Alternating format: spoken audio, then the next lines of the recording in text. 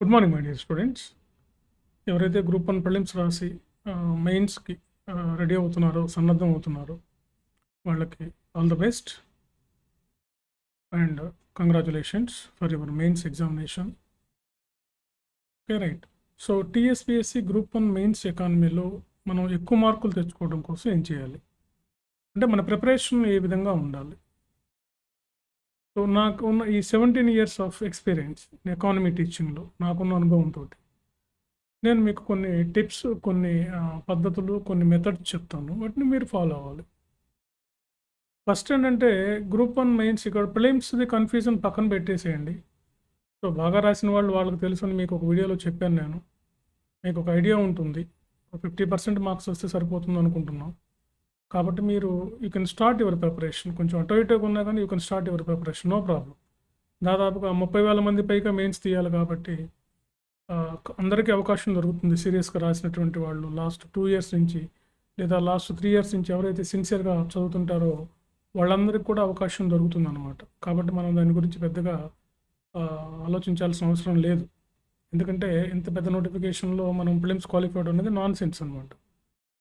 అంటే బాగా చదివిన వాళ్ళు నేను అనేది, చదివిన వాళ్ళకి పెద్ద ఇబ్బంది అనేది, చదివిన వాళ్ళకి ఎలాగూ మనం ఏం చేయలేము దానికి. సో గ్రూప్ 1 మెయిన్స్ ఎకానమీలో మనకి ఇండియన్ ఎకానమీ, టీఎస్ ఎకానమీ ఉన్నాయి కాబట్టి ఫస్ట్ ఇండియన్ ఎకానమీలో మనకి 5 చాప్టర్స్ ఉన్నాయి. 5 చాప్టర్స్ కూడా ఆల్రెడీ మీకు ప్రిలిమ్స్లో ఏవైతే ఉన్నాయో అవే ఉన్నాయి. ఇండియన్ ఎకానమీలో మనకు ఉన్నటువంటి నేషనల్ ఇన్కమ్, జాతీయ ఆదాయం కానీ, ప్రణాళికల వ్యవస్థ కానీ, అంటే ప్లానింగ్ సిస్టమ్ కానీ, అదేవిధంగా మనీ అండ్ బ్యాంకింగ్ కానీ. సో ఇవి మనకి ఇంతకుముందు మనకి ప్రిలిమ్స్లో ఏవైతే ఉన్నాయో అవే ఉన్నాయి కాబట్టి ఫస్ట్ ఆఫ్ ఆల్ మీరు మెయిన్స్ సిలబస్ని తరువుగా చూడండి. అసలు మెయిన్స్ సిలబస్లో ఏమున్నాయి, ఏ టాపిక్స్ ఉన్నాయి అనేది ఫస్ట్ మీరు చేయాలి. రెండవది ఏంటంటే ఎకానమీలో మీరు కాస్త కరెంట్ ఎకానమీని, అంటే మీరు ప్రిలిమ్స్ కొంత చదివి ఉంటారు కాబట్టి ఇప్పుడు కరెంట్ ఎకానమీ న్యూస్ పేపర్స్లోను, మ్యాగజైన్స్లోను సో వచ్చేటటువంటి కరెంట్ ఎకానమీ మీద కొంచెం దృష్టి పెట్టండి. తర్వాత మూడవది ఏంటంటే ప్రీవియస్ క్వశ్చన్ పేపర్స్ తీసుకోండి. అంటే తెలంగాణలో ఇప్పటి వరకు జరగలేదు కాబట్టి మన ప్రీవియస్ అంటే ఉమ్మడి రాష్ట్రంలో గ్రూప్ 1 మెయిన్స్ ఎకానమీ పేపర్స్ అంటే ఏపీపీఎస్సీ అయినా సరే పర్లేదు, మీరు ఎకానమీ స్టైల్ ఆఫ్ క్వశ్చన్ మీకు అర్థమవుతుంది. ఆ ప్రశ్నల శైలి ఏ విధంగా ఉంది. ఎందుకంటే ఎకానమీలో ఎలా ఉంటాయంటే క్వశ్చన్స్ అన్నీ కూడా ఇండైరెక్ట్గా ఉంటాయి. దాదాపుగా 70 to 80% క్వశ్చన్స్ మనకి ఇండైరెక్ట్గా ఉంటాయి. మీకు పరోక్షంగా వచ్చే క్వశ్చన్లు మీరు ఆన్సర్ చేయాలంటే ఓ 30% మీకు కొంచెం డైరెక్ట్గా ఉండే క్వశ్చన్స్ ఉంటాయి. 70% ఇండైరెక్ట్గా క్వశ్చన్స్ ఉంటాయి. ఈ 70%లో కూడా మళ్ళీ ఒక 20 to 30% కరెంట్ ఎకానమీ నుంచి వస్తాయి. కాబట్టి ఇండైరెక్ట్గా ఉంటాయంటే మనం భయపడాల్సిన అవసరం ఏం లేదు. దానికి మీరు ఆల్రెడీ మీరు చదివినయే కాబట్టి ఆ టెర్మినాలజీని నేర్చుకోవడం మీరు చేయాల్సిన పని. బేసిక్ టెర్మినాలజీ ఆల్రెడీ మీరు ప్రిలిమ్స్ పాస్ అయ్యారు కాబట్టి, ప్రిలిమ్స్ రాశారు కాబట్టి మీకు ఆ టెర్మినాలజీ ఉంటుందన్నమాట. Okay, right. ఇంకొంతమంది డేటా ఎట్లా, న్యూమరికల్ డేటా ఎలా సార్, న్యూమరికల్ డేటా బాగా చొప్పించి రాయాలనా, ఎక్కడి నుంచి రాయాలి అనేది. న్యూమరికల్ డేటా ఆయా సంస్థల యొక్క డేటా మీకు ఎగ్జాక్ట్గా తెలిస్తే రాయండి. లేకపోతే మీరు న్యూమరికల్ డేటా అంతగా రాయాల్సిన అవసరం కూడా లేదు. ఎకానమీ అంటే డేటా కాదు. ఎకానమీ అంటే సమగ్ర విశ్లేషణ, ఆర్థిక వ్యవస్థ యొక్క సమగ్ర విశ్లేషణ. Okay, the comprehensive study of economy అనమాట. Comprehensive study of economy, the entire ఎకానమీని మనం చదవడం, దాన్ని అంటాం. న్యూమరికల్ డేటా కాదు. న్యూమరికల్ డేటా ప్రతి 6 monthsకి, క్వార్టర్కి, హాఫ్ ఇయర్లకి చేంజ్ అవుతూ ఉంటుంది. For example reserve bank of India ఇలా చెప్తుంది, అదేవిధంగా మనకి ప్లానింగ్ కమిషన్, ఫైనాన్స్ కమిషన్ ఇలా చెప్తుంది, కాగ్వాళ్ళు ఇలా చెప్తున్నారు, రిజర్వ్ బ్యాంక్ ఆఫ్ ఇండియా ఇలా చెప్తుంది. సో ఇట్లా మీరు కొన్ని కోట్ చేయొచ్చు. వరల్డ్ బ్యాంక్ వాళ్ళు ఇలా చెప్తున్నారు, ఐఎంఎఫ్ వాళ్ళు ఇలా చెప్తున్నారు. సో ఇట్లా ఈ సోర్సెస్ని బట్టి కొంతవరకు మీరు డేటా రాయండి. ఒకవేళ డేటా ఎగ్జాక్ట్గా మీకు తెలియకపోతే రౌండ్ ఫిగర్ చేయండి. ఉదాహరణకి 7.6 ఉందనుకోండి గ్రోత్ రేటు, అరౌండ్ మనకి ఒక 7 to 8% మధ్యలో మన గ్రోత్ రేట్ ఉంటుంది, లేదా బిలో 8% ఉంది, అబౌవ్ 7% ఉంది. ఇట్లా కూడా రాయొచ్చు మీరు. మెయిన్స్లో ఇవన్నీ ఏం చూడరు. కాకపోతే కొత్త విషయాలు రాయడానికి, ఎగ్జాంపుల్స్ రాయడానికి మీరు ఎగ్జాంపుల్స్ ఇవ్వచ్చు. ఎకానమీలో ప్రతి లైన్కి ఒక ఎగ్జాంపుల్ ఇవ్వచ్చు. అంత స్కోప్ ఉన్నటువంటి సబ్జెక్ట్, లిమిటెడ్ సిలబసే ఉంది మీకు చూస్తే.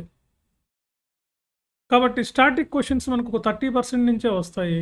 రిమైనింగ్ క్వెషన్స్ ఏంటంటే మనకి ఈ కరెంట్ ఓరియెంటెడ్ ఈ ఫ్లో క్వెషన్స్ వస్తాయి. ఈ ఫ్లో క్వెషన్స్ వచ్చినప్పుడు మీరు కొంచెం గట్టిగా ప్రిపేర్ అవ్వకపోతే ఇబ్బంది పడతారు. ఎందుకంటే ఇప్పుడున్న 6 పేపర్‌లో ఎక్కువ మార్క్స్ రావడానికి అవకాశం ఉన్న పేపరు ఎకానమీ. దీంట్లో మనం ఎక్కువ మార్క్స్ తెచ్చుకోవచ్చు. చాలా ఎక్కువ మార్కులు తెచ్చుకోవడానికి అవకాశం ఉంది.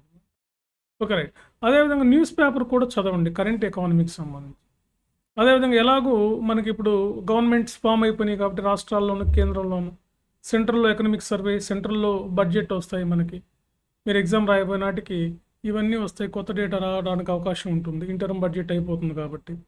కొత్త బడ్జెట్లు అవి పెడతారు కాబట్టి మనం వాటి నుంచి కొంత సమాచారాన్ని మనం తీసుకోవచ్చు. రాష్ట్రాల్లో కూడా ఆల్రెడీ మనకి ఇంటర్మ్ బడ్జెట్స్ వచ్చున్నాయి. బడ్జెట్లు పెట్టున్నారు తెలంగాణలో. సో వాటికి సంబంధించినటువంటి హైలైట్స్ మాత్రమే తీసుకోండి. ఆ బడ్జెట్‌లో హైలైట్స్ ఏంటి? ఓవరాల్‌గా బడ్జెట్ ఏం చెప్తుంది? ఈ బడ్జెట్ సోషల్ డెవలప్‌మెంట్‌కి ఇంపార్టెన్స్ ఇచ్చిందా? ఎకనామిక్ డెవలప్‌మెంట్‌కా? ఇన్‌ఫ్రాస్ట్రక్చర్ డెవలప్‌మెంట్‌కా? లేకపోతే ఎఫ్‌డీఐలకా? ఇట్లా మనకి ఓవరాల్‌గా ఆ బడ్జెట్ మీద మీకు ఒక ఐడియా ఉండాలి. ఓవరాల్ క్వెషన్స్ వస్తాయన్నమాట. సోషల్ సెక్టర్ డెవలప్‌మెంట్‌కి ఏం చేస్తుంది? ఎకనామిక్ సెక్టర్‌కి ఏం చేస్తుంది? ఇన్‌ఫ్రాస్ట్రక్చర్‌కి ఏం చేస్తుంది? ఇట్లా మనం సర్వే నుంచి క్వెషన్స్ ఈ విధంగా వస్తాయి మెయిన్స్ పాయింట్ ఆఫ్ వ్యూలో. ఓవరాల్‌గా అనమాట. వెల్‌ఫేర్‌కి ఏం చేస్తుంది? సోషల్ సెక్టర్ డెవలప్‌మెంట్ అంటే వెల్‌ఫేర్‌కి ఏం చేస్తుంది? సో ఇట్లా మీరు ఇలాంటి క్వెషన్స్ అన్నీ కూడా మీరు ఒక హెడర్‌లో పెట్టుకోవాలి. తర్వాత మీరు బాగా చదివిన దాన్ని రైటింగ్ ప్రాక్టీస్ చేయండి. వీలైతే టైం ఉంది కాబట్టి కాస్త నోట్స్ మేకింగ్ చేసుకోండి. నోట్స్ ప్రిపరేషన్ చేసుకోవటం కూడా ఒక బెస్ట్. నోట్స్ కూడా సినాప్సిస్ టైప్‌లో రాసుకోండి. అంటే చిన్న చిన్న పాయింట్లు రాసేసుకోండి. ఆ క్వెషన్‌లో 10 పాయింట్లు ఉంటే ఆ 10 పాయింట్లు నోట్ చేసుకుంటే సరిపోతుంది. దాన్ని మనం ఎలాబరేట్ చేసే కెపాసిటీ ఉండాలి. ఒక లైన్ మీకు ఒక సబ్ హెడ్‌లైన్ దొరికినప్పుడు దాన్ని మీరు ఒక 5-8 లైన్స్ రాసే కెపాసిటీ మీకు ఉండాలి. అదే మెయిన్స్‌లో ఎనాలిసిస్ అంటే.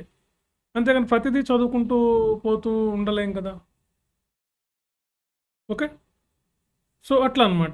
ఏదైనా ఒక సబ్ హెడ్‌లైన్ దొరికినప్పుడు దాన్ని మీరు ఒక 5-8 లైన్స్ రాసే కెపాసిటీ రావాలి. అది రైటింగ్ వలన వస్తుంది.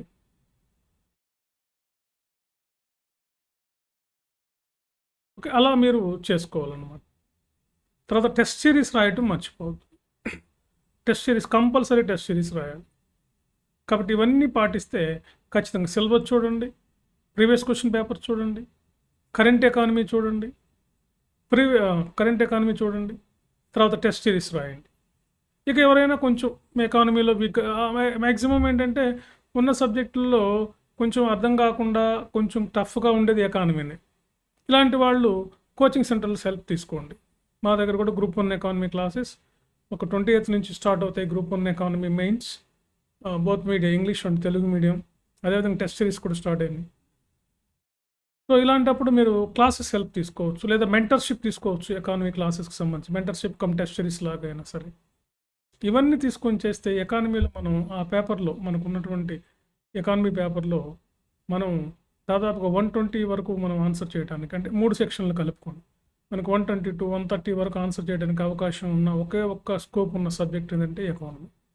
బాగా స్కోర్ చేయొచ్చు. మిగతా పేపర్‌లో మనం 100+ రావడం అనేది గగనం అన్నమాట. ఎందుకంటే మా టాపర్స్ అంతా గ్రూప్ 1 టాపర్ సెకండ్ ర్యాంక్ 2 సార్లు వచ్చిందంటున్నాం కదా! ఆ ఇద్దరు కూడా ఆ ఎకానమీ పేపర్‌లో బాగా చేశారు. మిగతా పేపర్‌లో బిలో 90, బిలో 95లోనే ఉన్నారు.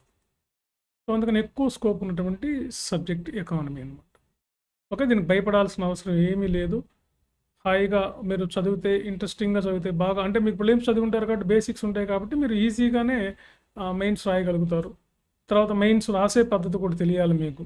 ఒక స్ట్రక్చరల్‌గా ఆన్సర్ ఉండాలి. ఎట్లా పడితే అట్లా రాయకుండా దానికి ఒక స్ట్రక్చరల్‌గా ఆన్సర్ మనం డెవలప్ చేసుకొని ఎందుకంటే ఇండైరెక్ట్ క్వెషన్స్ కాబట్టి అన్ని ప్రాబ్లమ్స్ లాగే ఉంటాయి. ఆ ప్రాబ్లమ్స్‌కి సొల్యూషన్ చెప్పాలి. ఎకానమీలో ఉన్న మేజర్ ఇష్యూ ఏంటంటే ఆల్మోస్ట్ ఆల్ 90% క్వెషన్స్ మీకు ఇచ్చేవన్నీ కూడా ప్రాబ్లమ్స్ బేస్ చేసుకునే ఉంటాయి. For example current account deficit ఎందుకు ఇటీవల కాలంలో విపరీతంగా పెరుగుతుంది? కారణాలు చెప్పండి అంటారు. దానికి తగినటువంటి సూచనలు ఇవ్వండి. సో అది ప్రాబ్లమ్‌కి సొల్యూషన్ ఇవ్వాలి మనం. అదేవిధంగా ఇన్ఫ్లేషన్ ఎందుకు పెరుగుతుంది? ఇన్ఫ్లేషన్‌కి సంబంధించినటువంటి తగిన చర్యలు, ఎలాంటి చర్యలు చేపట్టాలో అడుగుతూ ఉంటాం. Indian growth is jobless growth అంటున్నాం ఇండియన్ ఎకానమీని. ఉపాధి లేనటువంటి వృద్ధి అన్నమాట. మన గ్రోత్ ఏమో 7-8 మధ్యలో కనపడుతుంది. కానీ ఎంప్లాయ్‌మెంట్ దానికి తగ్గట్టు లేదు. ఎందుకు? అది ప్రాబ్లం, మనం సొల్యూషన్ ఇవ్వాలి. కాంట్రాక్ట్ ఫార్మింగ్ అంటే ఏంటి? కాంట్రాక్ట్ ఫార్మింగ్ రైతులు ఎదుర్కొన్న సమస్యలు ఏంటి? ఇట్లా ప్రతి క్వశ్చన్ ప్రాబ్లం, ఆ ప్రాబ్లంకి మనం సొల్యూషన్ ఎతకాలి. కాబట్టి ఈ పాయింట్ ఆఫ్ వ్యూలో మెయిన్స్లో ఎకానమీ క్వశ్చన్స్ ఉంటాయి, కరెంటు రిలవెంట్గా ఉంటాయి అన్నమాట. అంటే మేజర్ ఎకనామిక్ ఇష్యూస్, ఛాలెంజెస్ ఏవైతే ఉన్నాయో దేశంలో, మన రాష్ట్రంలో, తెలంగాణ రాష్ట్రంలో, ఆ రాష్ట్రంలో ఉన్న ఎకనామిక్ ఇష్యూస్ మీద క్వశ్చన్స్ రావడానికి ఎక్కువ అవకాశం ఉంటుందన్నమాట. కాబట్టి మీ ప్రిపరేషన్ ఈ విధంగా ఉండాలి. తర్వాత టెస్ట్ సిరీస్ రాయండి. టెస్ట్ సిరీస్ మీరు రాసి మీరు ఏం రాస్తుంది కరెక్టా కాదా, ఏది కరెక్టు, ఎంతవరకు కరెక్టు, మీరు రాసేదానికి ఎన్ని మార్కులు వస్తాయి అనేది కానీ మీరు టెస్ట్ సిరీస్ రాయటం వల్ల మాత్రమే మీరు దాన్ని ఎస్టిమేట్ చేయగలుగుతారు, దాన్ని అసెస్ చేయగలుగుతారు. లేకపోతే మీరు ఎంత చదివినా ఉపయోగం లేదు. అక్కడికి వెళ్ళి ప్రజెంట్ చేయాలి కదా. ఇక్కడ బాగా చదువుతారు స్టడీ హాల్స్లో, బాగా క్వశ్చన్స్కి ఆన్సర్లు చెప్తుంటారు, పక్క వాళ్ళతో డిస్కస్ చేస్తుంటారు. కానీ అక్కడికి వెళ్ళి ప్రజెంట్ చేయాలి కదా. అక్కడికి వెళ్ళి ప్రజెంట్ చేయాలంటే ఇవన్నీ హ్యూమానిటీస్, అంటే మానవ శాస్త్రాలు, ఇవన్నీ సాంఘిక శాస్త్రాలు. సాంఘిక శాస్త్రాలు వినటానికి, చదవడానికి బాగానే ఉంటాయి, కానీ రాసేటప్పుడే పెన్ను ముందు కదలదు. అందుకని మీరు ప్రాక్టీస్ బాగా చేయాలి. కాబట్టి నేనైతే మా దగ్గర మీరు ఎకానమీ టెస్ట్ సిరీస్ రాస్తే ఏదైనా రాయండి, test series, all paper test series ఉంటాయి. అన్నీ నేను దగ్గర పెట్టుకొని, మీరు నా పక్కన నుంచొని పెట్టుకొని మిమ్మల్ని నేను కరెక్ట్ చేసి పేపరు, ఏ రోజు పేపర్ ఆ రోజు మీరు దగ్గర పెట్టుకొని మీకు కరెక్ట్ చేసి మీకు ఇవ్వడం జరుగుతుంది. ఓకే. సో ఫ్రెండ్స్, ఈ విధంగా టీఎస్పీఎస్సీలో ఎకానమీలో మంచి మార్క్స్ సాధించి గొప్ప గ్రేట్ సర్వీసెస్ అనేటువంటి గ్రూప్ 1లో టాప్ సర్వీసెస్ అన్నీ కూడా మీకు కావాలంటే మీరు ఇవన్నీ పాటించండి, కష్టపడండి, చదవండి. ఖచ్చితంగా కష్టపడ్డ వాళ్ళకి ఖచ్చితంగా ఫలితం లభిస్తుంది. Okay, thank you.